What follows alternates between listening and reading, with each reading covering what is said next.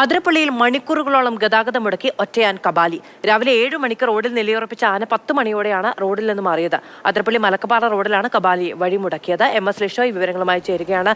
ലിഷോയ്, നമുക്കറിയാവുന്നതാണ് ഈ അതിരപ്പള്ളി മലക്കപ്പാറ റോഡിൽ ഗതാഗതം തുറന്നു കൊടുക്കുന്ന സമയത്ത് തന്നെ ധാരാളം വാഹനങ്ങൾ എത്തും. വലിയ തോതിൽ ഗതാഗത കുരുക്കുണ്ടായിട്ടുണ്ടാകും.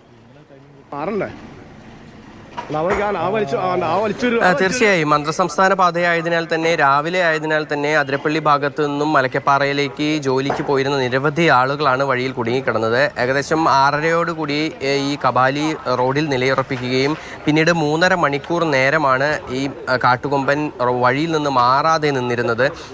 9:30 കൊമ്പൻ വഴിയിൽ നിന്ന് മാറുകയും ഗതാഗതം പുനഃസ്ഥാപിക്കാനായി കഴിയുകയും ചെയ്തത്. രാവിലെ ചാലക്കുടിയിൽ നിന്നും ജോലിക്കായി മലക്കപ്പാറയിലേക്ക് യാത്ര തിരിച്ച നിരവധി പേർ ഇതോടെ വഴിയിൽ കുടുങ്ങിക്കിടന്നു. വലിയ തോതിലുള്ള ഗതാഗതക്കുരുക്കും ഈ ഭാഗത്ത് അനുഭവപ്പെടുകയും ചെയ്തു.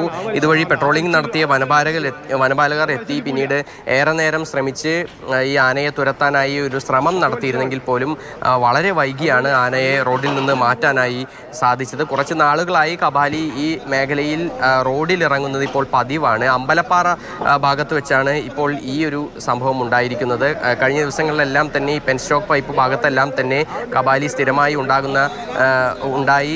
അതുപോലെ തന്നെ വാഹനങ്ങളെല്ലാം തന്നെ തടയുന്ന കാര്യങ്ങളെല്ലാം തന്നെ ഉണ്ടായിട്ടുണ്ട്. അതിന് തുടർച്ചയെന്നോണമാണ് ഇന്നും ഈ ഒരു സംഭവം ഉണ്ടായിരിക്കുന്നത്. എന്തായാലും കബാലിയുടെ സാന്നിധ്യം ഈ വഴിയിൽ നിരന്തരം ഉണ്ടാവുകയാണ്. അതിനോടൊപ്പം തന്നെ ആരെയും ആക്രമിച്ചില്ല എന്നുള്ളത് എടുത്തു പറയേണ്ട ഒരു കാര്യം തന്നെയാണ്. വനത്തിലൂടെയുള്ള ഒരു പാതയായതിനാൽ തന്നെ വനപാലകർക്ക് ഇത്തരത്തിൽ ആനയെ തുരത്തുന്നതിനെല്ലാം തന്നെ ഒരു പരിമിതികളുണ്ട്.